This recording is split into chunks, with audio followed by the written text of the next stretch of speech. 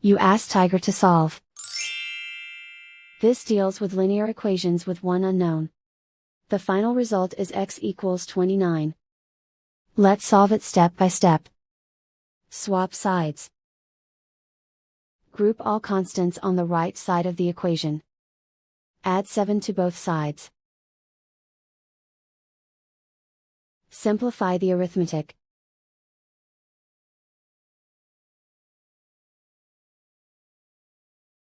Isolate the x. Divide both sides by 3. Simplify the fraction.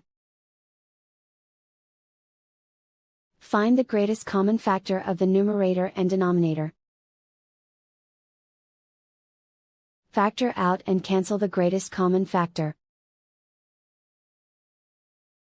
And so the final result is x equals 29.